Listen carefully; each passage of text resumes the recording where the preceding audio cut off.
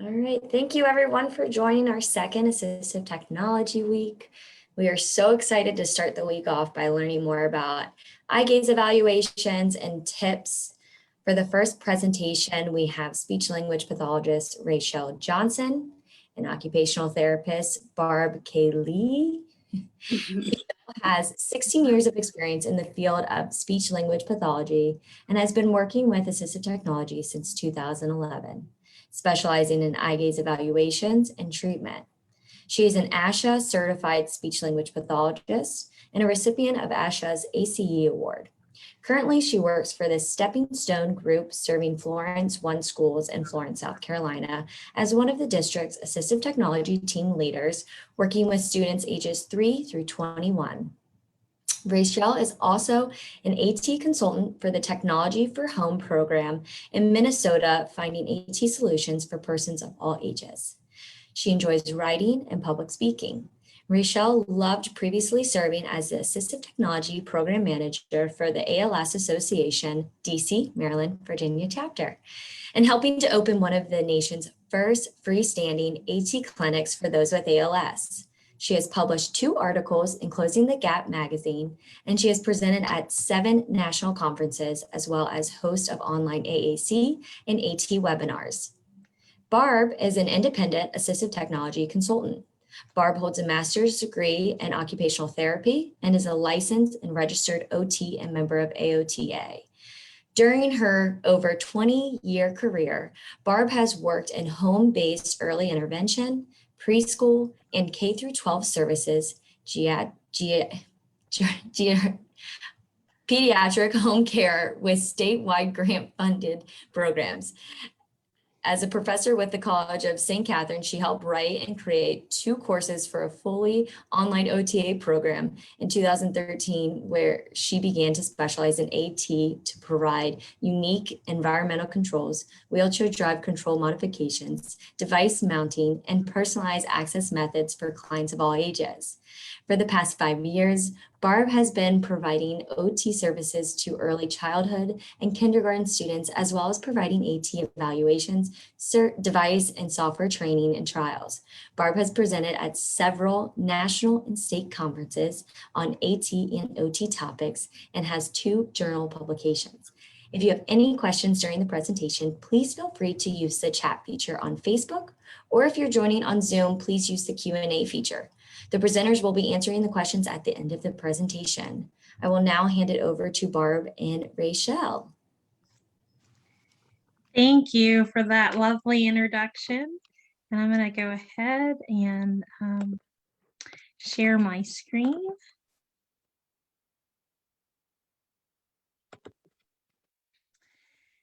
And yes, we are here to talk about eye gaze from evaluation to use. And I am Rachell, and I work in South Carolina and Minnesota as an AT consultant. And I actually met Barb. We worked together with the Minnesota,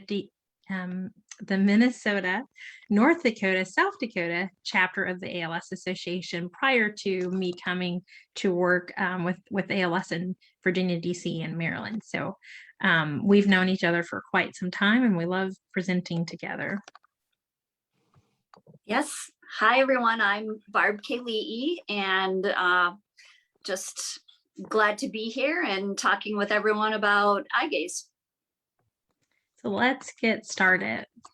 So during this presentation, we're going to discuss what to do before, during, and after your evaluation for eye gaze technology. We're going to talk about eye gaze terminology. What are some of the words you're going to hear before, during, and after your evaluation? And some tips and considerations to prepare for using eye gaze technology. So we're going to start by thinking that you have not had the evaluation yet, and we're going to talk about some things to consider before you actually have your eye gaze evaluation. So we mentioned some of the terminology. We wanted to share some of the things that you might hear as you're prepping for this evaluation and some of the people that you're going to be associating with. So an SLP is the acronym for speech language pathologist. Again, that's what Rachell's position is. OT is occupational therapist. And then there you might also hear ATS, ATP, which stands for Assistive Technology Specialist or Assistive Technology Professional. And then you might hear a AT Consultant. So those are some of the people who might also be involved in your evaluation. And I'll just add that when you're getting an assistive technology evaluation, there might be an interdisciplinary team or multiple people on your team that's involved in helping make those decisions, helping you make the decision. And so sometimes these professionals will work alone, but sometimes they work in tandem as part of a team. So that's just a good thing to know. And I would say the more people, it's helpful to get just different ideas and recommendations too. So don't be alarmed if they say, oh, we want to bring someone else in. That's a good thing. So I'm going to talk about some of the things, again, this is things to think about. Your evaluation is probably going to be conducted at a clinic. And so when you're going there, you have to think about, are you going to be still mobile when you're using this device? Are you going to be carrying it? Or are you going to be staying at home? Do you have a favorite chair? Is it a recliner chair? Are you going to be in a wheelchair?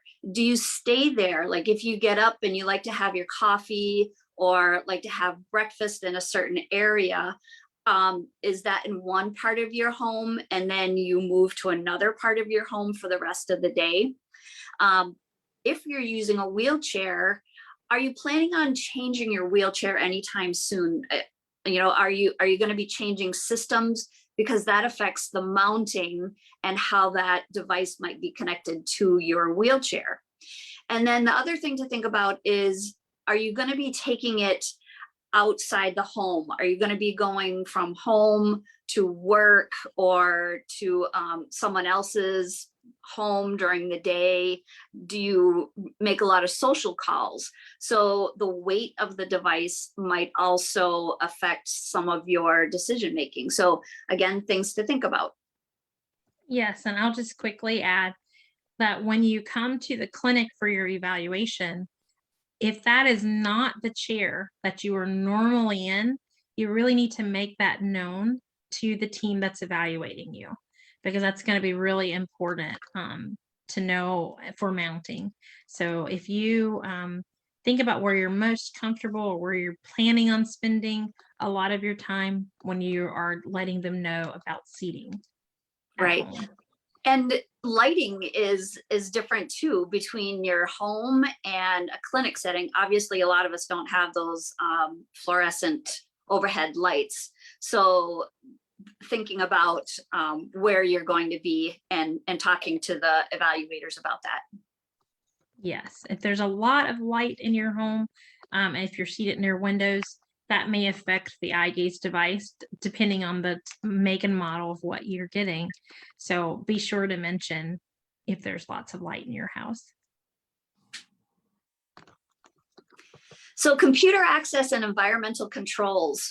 We want to remind people, if you use your computer and you're planning on working, you're planning on using your computer, think about, are you going to need assistance with accessing your physical computer, your laptop?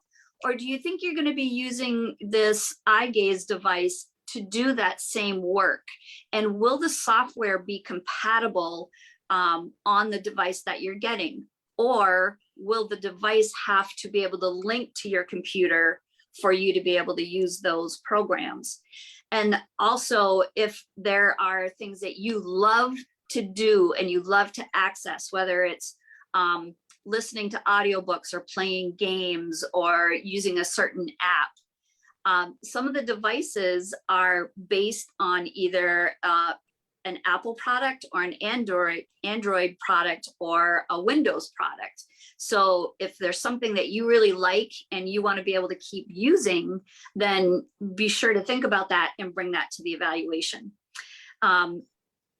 For environmental controls, these are things that can help make your life a little bit easier. If you want to be able to control your television, if you want to be able to turn lights on and off, maybe you have some of those remote controlled blinds. A lot of things already are being controlled through the Alexa or Google Home or different smart home technology. And a lot of devices can hook right into that. So again, think about your day to day and the things that are important to you and start jotting them down to be able to take with and say, I want to be able to still do this. And that should be considered as part of your evaluation. And when you get to your evaluation, the speech language pathologist is not going to be focused on computer access environmental controls. Mhm. So it's going to be up to you to take charge of that part of the conversation. And one tip we have is to make a list. If you know you use this type of computer and this type of app, if you want to just jot that down and have it available so that you can pose those questions to the rep who may be at your appointment, or you can ask the SLP those questions to give to the rep, or have you get in contact with the rep so that you're making an informed decision about the technology that you want to continue to use. Mm-hmm. Absolutely. So this is our next tip, and it's to think about who's going to be helping you with the device. You know, some people joke, well, the husband is an Apple user and the wife is a Windows user. You know, you need to be able to make sure that if you can't directly access the device, is someone else going to be able to help you with it? Are they afraid of technology? Never touch it, don't use it at all? Or are they like, heck yeah, I'll learn how to do this?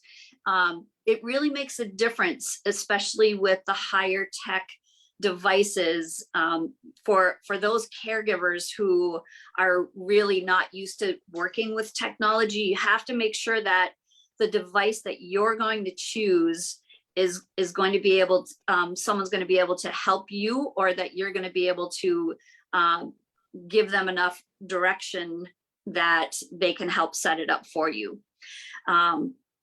Let's see.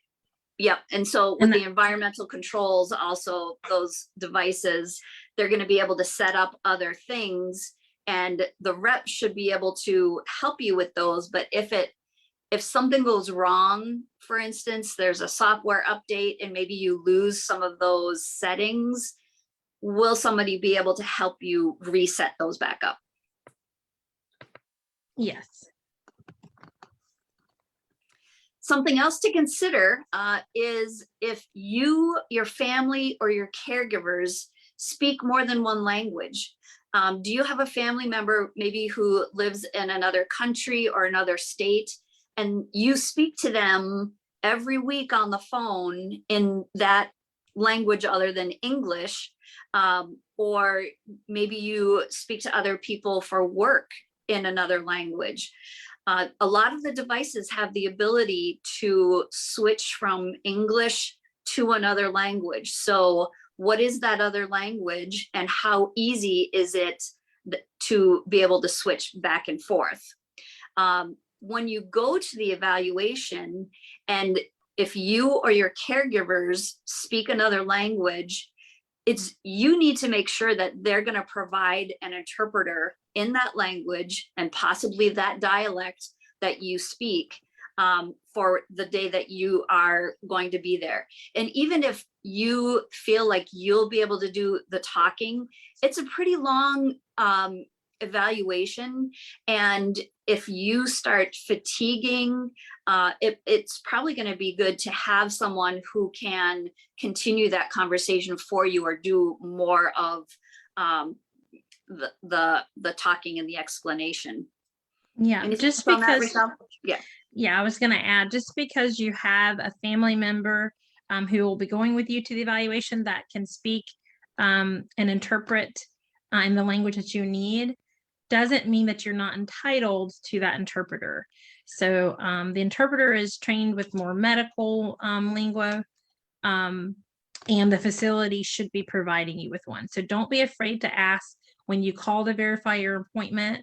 Go ahead and make sure that you remind the facility that they're supposed to be providing you with an interpreter for your evaluation. Yeah. So again, thinking about all the locations that you're going to be using the device. So not just at home, but do you travel? Are you going to be traveling by plane? Do you commute on a light rail or a train? And then recreational. Do you go to a lake or beach or the ocean? So traveling, what kind of surfaces, where are you going to be transporting that? Do you use the device outdoors often?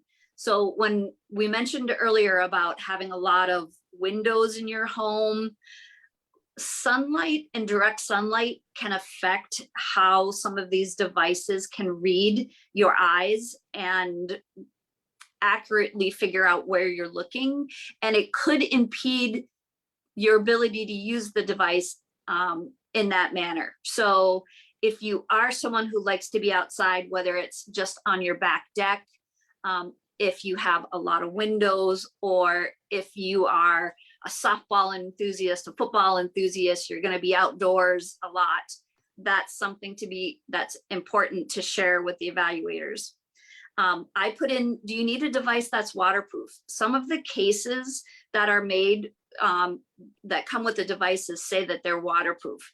I think about, again, being by water, a lake or a pond or the ocean, being on a boat, or even if you are around small children, having a cup or, a cup of water or milk or anything spill on your device can, cause repairs that are going to take a while for you to get your device back. So just something to think about. And then also where the locations are. I think about restaurants or being out in social settings or concerts. Are you primarily going to be in places where it's just one other person or a few people that you're talking to? Or are you going to be in locations that your voice really needs to project? Are you going to be holding meetings? Are you going to be, in crowds of people where you're going to need a device that's going to be able to broadcast your voice or have some other unique way of broadcasting your voice to whoever needs to hear it? Those are all really good points. Here's another thing, is whether you're planning on doing some voice banking or message banking prior to getting your device. And the reason we added this in is because most of the devices have the ability to import those files pretty seamlessly into the software. And other devices, it's a little trickier and there's a lot more steps. So again, thinking ahead, who's going to be helping me? How many times can I call on customer service or tech support to be able to help me with this integration of the voice banking or the message banking? So we just want to make sure that you're thinking about that too. And we're going to talk about this a little bit more later in the presentation. Yes, and so just one thing to note, we also put this in this area of the presentation because, again, it's before you have your eval. This is something that you want to be thinking about and getting to know and maybe making a choice on whether this is for you, voice banking or message banking. And that way you're not waiting until after you've had the eval to start thinking about doing this, because it is time consuming to do either one of these things. But Yes. We are going to define it a little bit more later. Okay, we're going to talk about more terminology that we might hear during an evaluation, or we might even mention today. AAC, augmentative alternative communication. So an AAC device is what you are getting. That's the medically funded device that helps you either augment what your voice is able to say. So maybe the reason why you're getting a device is because your loudness level has dropped, and so that's just to augment what you can say. Or maybe you're getting the device because your speech is becoming a little less imprecise, and some people are having a difficult time understanding you. So that's the augmentative part. Alternative just means just that. Maybe you're getting the device because your voice is no longer functional for conversation, and so now you need an alternate way to communicate. So AAC device, that stands for augmentative alternative communication. DME is durable medical equipment. So the eye gaze module and the communication device are two separate things that are both under the category of durable medical equipment. And so that means that when insurance is billed, when Medicare, Medicaid, those things are billed, there's a certain code for that device and the accessory, which would be the eye tracker. And it's all under the umbrella of durable medical equipment. So the device company, the company that is either making or selling the product, they're the DME provider, the durable medical equipment provider in this case. Access method means how will you access the device? Most of the time you're thinking, am I going to be touching it to control the device? Am I going to be using it with a switch, or something is kind of scanning on the screen to control it? Am I using head tracking, which is different than eye tracking technology? Or am I going to be using eye gaze with an eye tracker? So access method is how am I going to control this device? Calibration, that is the method that helps the device track your eye movements. And we're going to see a little bit more on this in a video just a little bit later. And back to the access method, you can, some of the devices come with all of those options as a package. So you might be able to start out that you're directly touching the device, and then maybe you fatigue at the end of the day and you want to switch to maybe using eye gaze and a switch. So those are a variety of methods that are possible on a lot of the devices that you can change from one to the other throughout the course. What's important to note is that even though those things are available on every device, it doesn't mean that your insurance is going to, or the medical funding is going to pay for all of them. What has to be documented in the device, if you think about the rungs of a ladder, and touch is the least invasive access method, and eye gaze is all the way at the top, the most expensive. Insurance, if you need an eye tracker, insurance doesn't want your report to be filled up with things talking about how much you're able to touch or how much you're able to use head tracking. So even though you'll know that the device can have multiple access methods, it's important for your evaluation to be centered on your need for using eye gaze and why you have that need. That's very important. Can't stress any other method but that highest level of access. Does that make sense? Thinking about a rungs of a ladder. Okay. So we're going to go on to now during your evaluation. So key points to note about funding. Be descriptive about everything. And I can't stress this enough. I always say, this is your time to be negative Nancy. complain about everything it is that you're having trouble with doing, because that is what will help fund the device. That therapist, the speech language pathologist who's writing up this report, needs to know if you can do something for a little bit of time in the morning, but you can't do it later that day, they need to know that. So your voice quality, describe the loudness level. Maybe you're unable to shout get attention from another room. If you can't do that anymore, tell them about it. Maybe you can only speak in a whispered tone. Let them know that. Maybe your whisper tone is louder when you first wake up or after a period of a little bit of rest, but then as you progress throughout the day, that loudness level decreases and that whisper is more apparent. Let them know that. Because when you come in for that evaluation, it's a snapshot of your life. They may only see you for 1, maybe at the most 2 hours.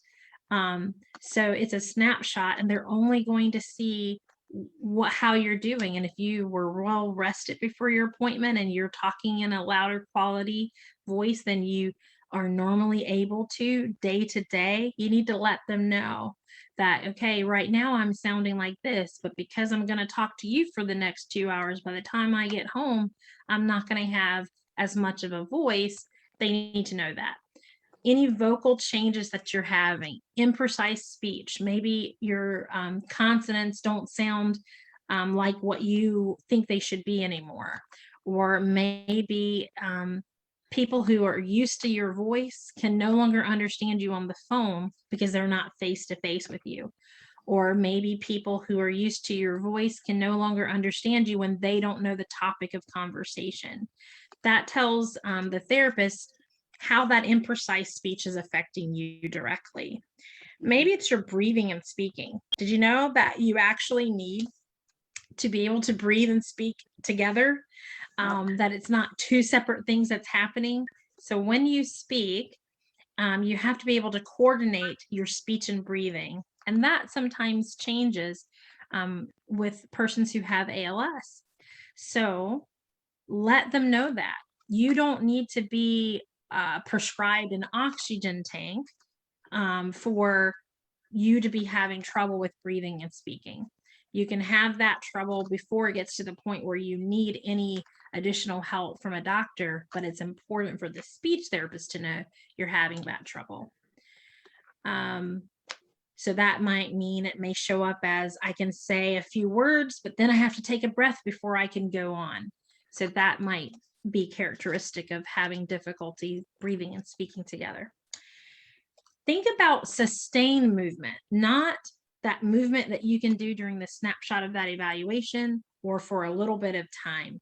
Again, this is where you get to be negative Nancy. If they're asking you about head movement, that's because they want to know, can you use a head tracker or is eye gaze, better?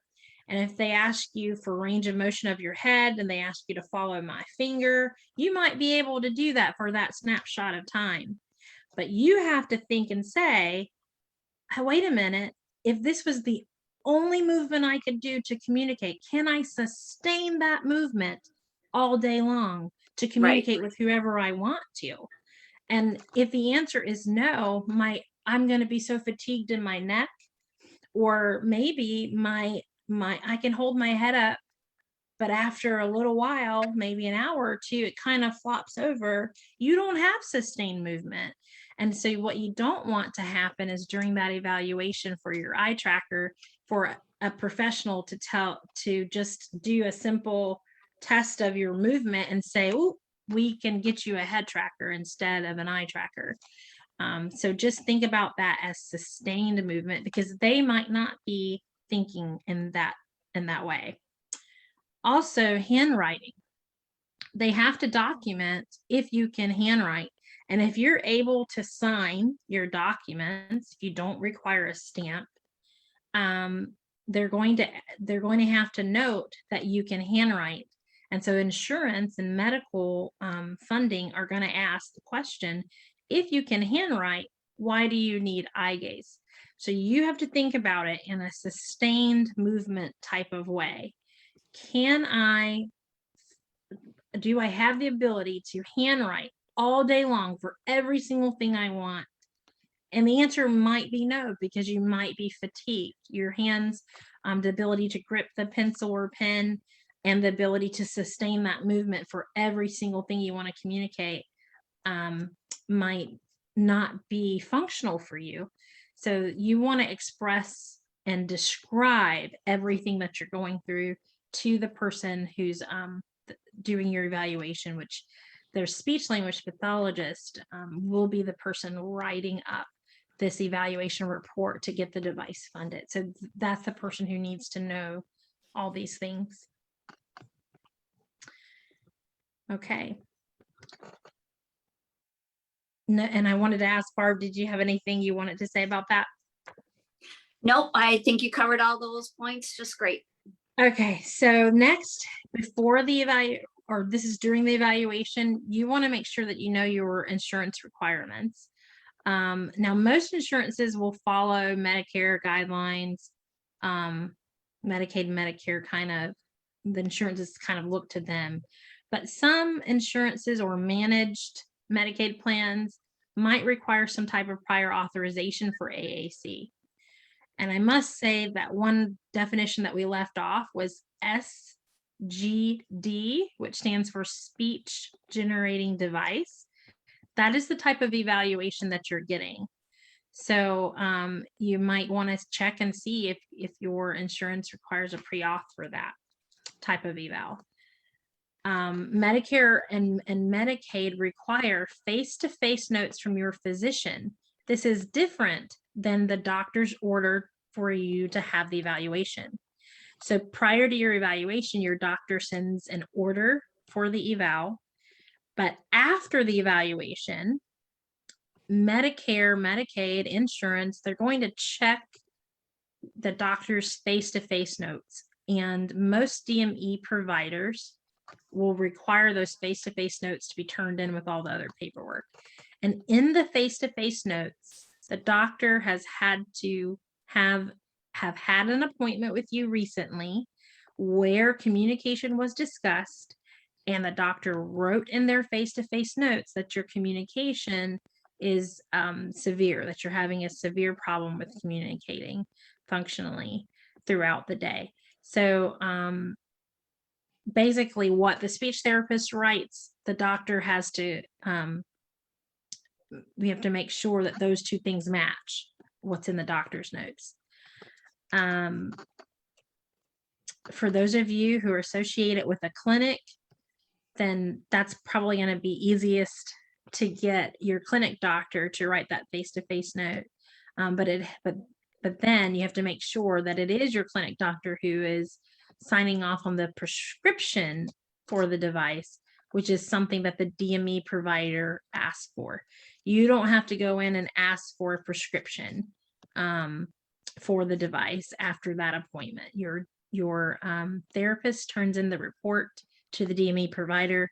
The DME provider collects this information from the physician. And so that's what that device funding report is. And again, the device funding report is something that is submitted by the speech language pathologist. So hopefully I didn't confuse anybody, and we kind of covered things that you need to know about insurance requirements. Okay. So what else goes into that report?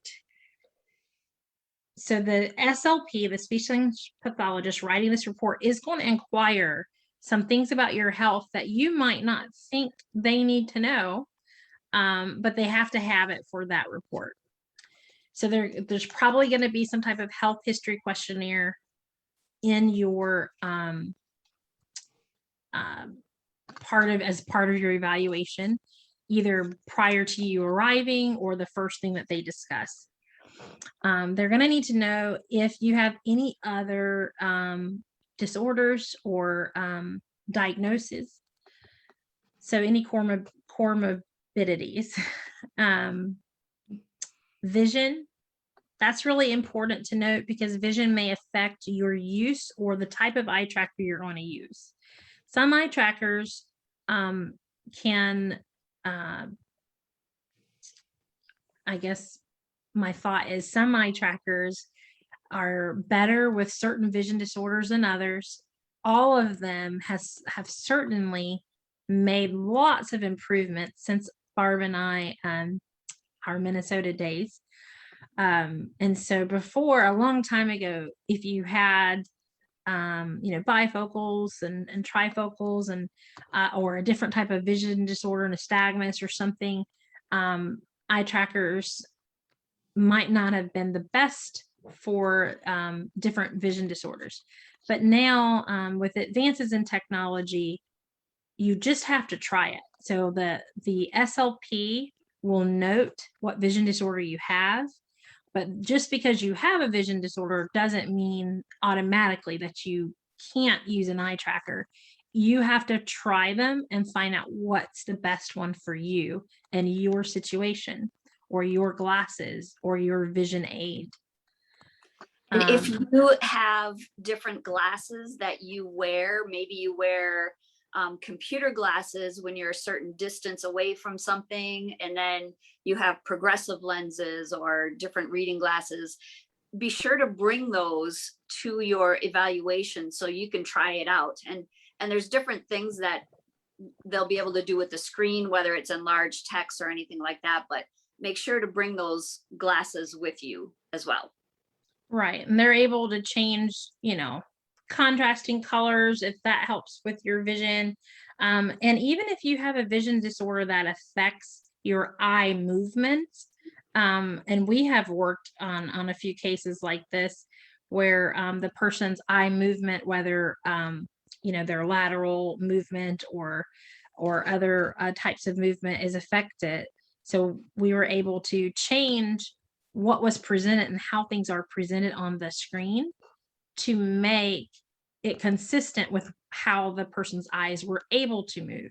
So again, no one should be saying absolutely not to you, but you should be able to be allowed to try and just see what might work for you. Okay, hearing is another thing that they're going to ask you about, and you might just want to think about the device loudness level if you do have a hearing disorder. Your physical ability, are you ambulatory? Are you ambulatory part of the day and not all day? They're going to have to know if you already have a wheelchair. And if you do, is it the wheelchair that you arrived in, or are you arriving in some type of transport chair, but your wheelchair that you're seated in most of the day is at home? If you already have a wheelchair assessment done and it hasn't arrived yet, you are going to need to tell them the make and model of what was ordered so that the correct mount is ordered. So if you can't remember the make and model, you might want to check with your PT or whoever did that assessment before you come in. Cognition and memory. Now this, your changes in cognition should never affect your ability to use an eye tracker, because there are different screens, different language systems that are software that can be on the device. You can have a device where you communicate in photographs. You can have a device where you communicate with symbols and text, or just with text if you're a typer. So, but they do have to note kind of your cognition. Are you able to follow directions? Do you need any assistance? They're going to ask about like reading levels and that kind of thing, memory. So just note that these are the things that go into funding the eye tracker. Okay. So we're going to explore during your evaluation, we're going to explore some devices. First thing we want to talk about is, how does eye gaze work? So we're going to see a video played, and hopefully. Yep, Ray's going to pull that up for us. Yes.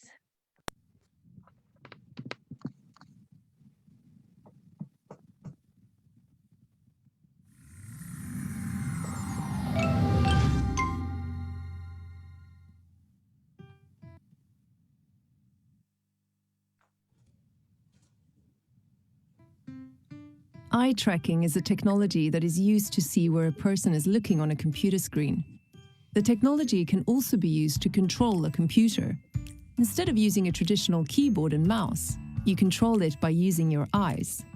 Illuminators in the eye tracker send out near-infrared light that is reflected by your eyes. A camera registers these reflections, and through filtering and advanced calculations, we can determine where on the screen you are looking, and then place the computer cursor consistently and accurately. There are certain things that set Tobii Dynavox eye trackers apart from others. Besides an unprecedented patent portfolio and many technical details, one is the fact that we use a unique and very accurate 3D model of a human eye. With this model, you don't need to keep your head still when using a Tobii eye tracker. In fact, you can move your head freely without any significant loss of precision or accuracy. This is particularly beneficial for individuals with uncontrolled head movement, such as those with cerebral palsy. For accurate eye tracking, the eye tracker needs to find your pupils. This can be done through either bright or dark pupil tracking. Bright pupil tracking works similarly to when you get red eyes using a compact camera with a flash. By placing the flash, or in this case the illuminators, farther away from the lens, you can avoid this. This is dark pupil tracking. Tobii Dynavox eye trackers are unique in that they dynamically switch between bright and dark pupil tracking, so you'll always have an optimized eye tracking experience. There are many other things that make Tobii Dynavox eye trackers unique. To learn more, please visit tobiidynavox.com.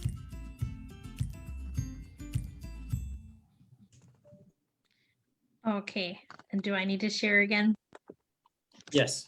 Okay, so that is just a good explanation. We felt that kind of describes eye tracking and what the camera is doing and how some of the technology works. Now, not all eye trackers are created equal, but again, you have to test them out with your eyes. No one person can tell you this is the eye tracker for you. But let's look at devices. And there's one more point I wanted to make.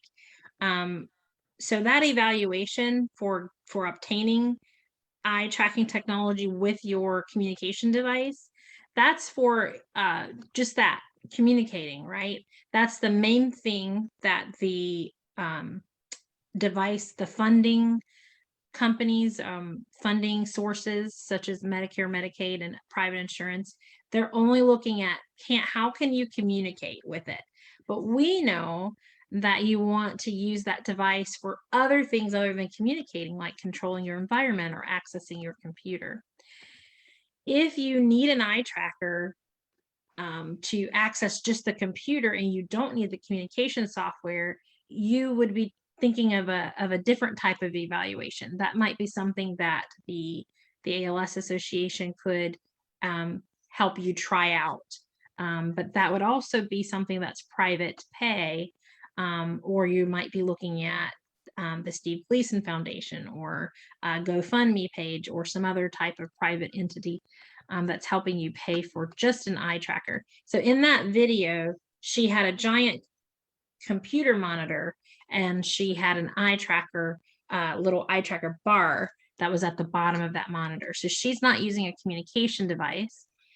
She was using an eye tracker attached to a computer. So I just wanted you to explain that. And when we look at these that we're going to take a look at today, all of them are examples that can be funded through medical funding. And so therefore, they're all coming under the category of communication devices. So the first one is eye gaze, and the company is eye gaze. They're formerly known as LC Technologies, and their device is the eye gaze Edge.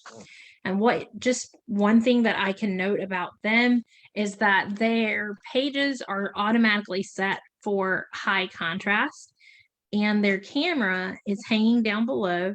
Now, as we take a look at these, you're going to see that some cameras seem to be attached at the bottom, and some cameras seem to be seamlessly built in with the device. No matter how they look, please note that they are two separate devices, two separate computers, if you will, kind of running operating systems or whatever, running that technology. And so you can have one breakdown and not the other when you're thinking about using it long term, because they are two separate devices. So this single camera here, single lens camera, is the eye tracker, and you can have it focus on both eyes or just one eye. So that's the eye gaze edge. And for any of you that are going to get the handout, we did include the link there at the bottom so you can go check out their websites. We have PRC or Prinky Romich, Accent 1400. And their eye tracker is attached to the bottom of the device.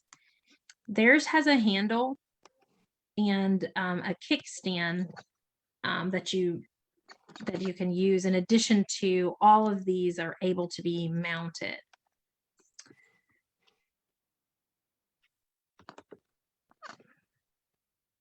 We have Forbes AAC, Winslate 12D with Enable Eyes.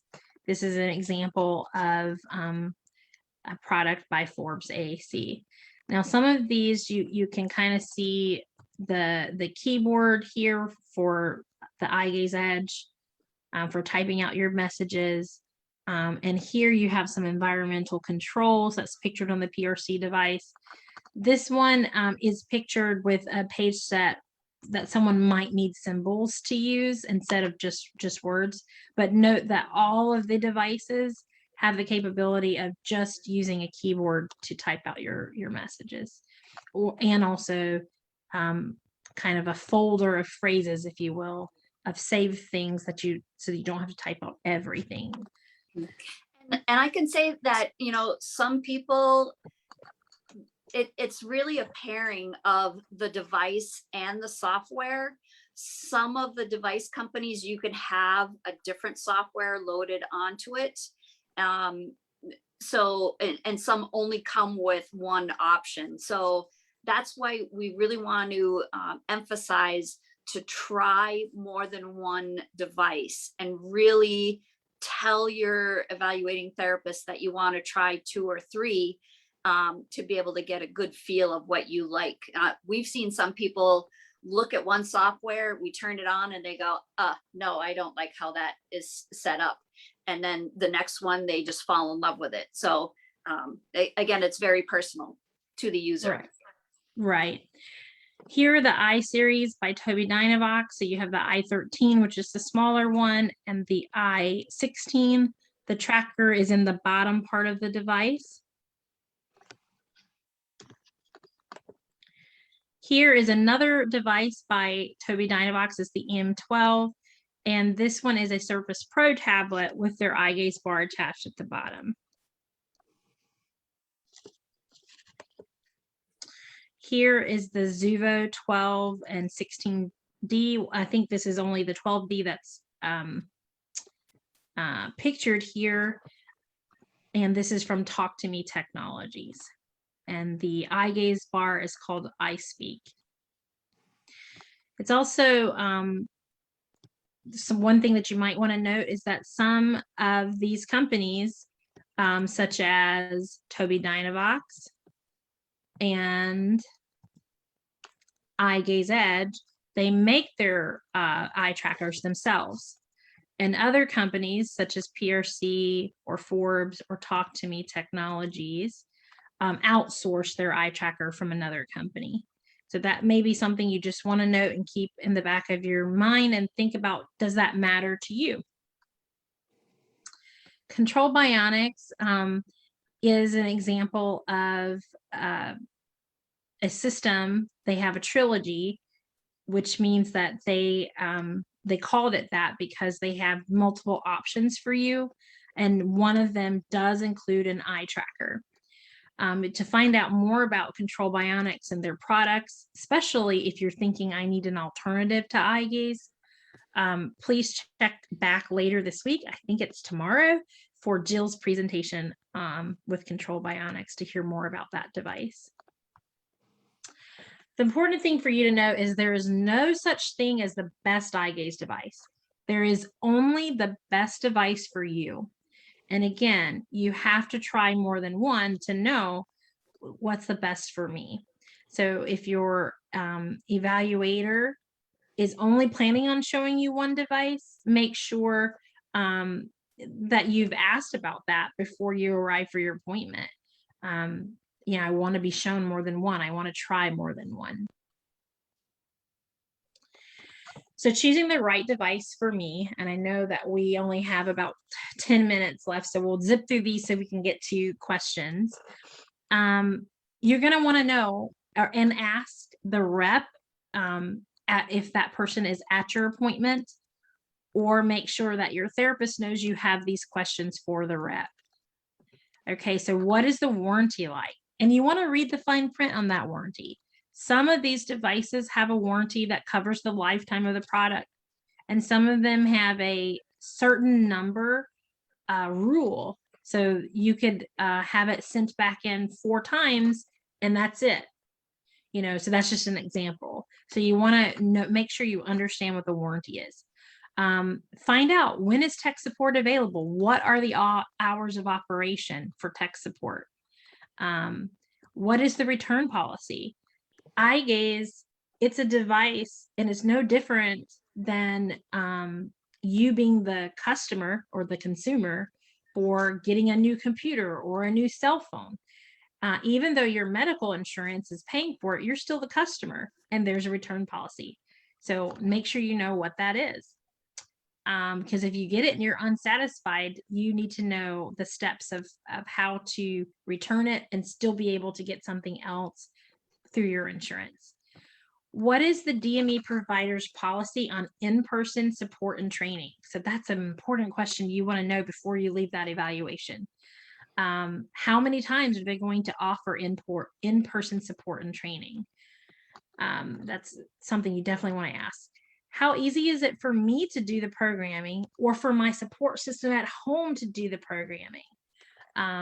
If the DME provider is only going to offer 1 or 2 sessions of in-person support, then it's my support team at home that's going to be doing most of this programming of the device. And how easy is it for them to do it or learn? Take some of those people with you to the appointment.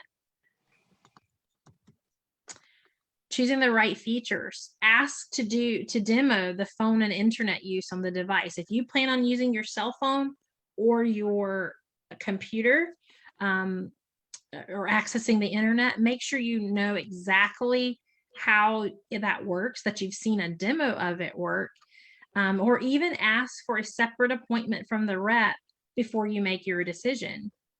Ask to be shown the environmental control options so that you know what those are like, so you're not seeing them for the first time after it's been funded.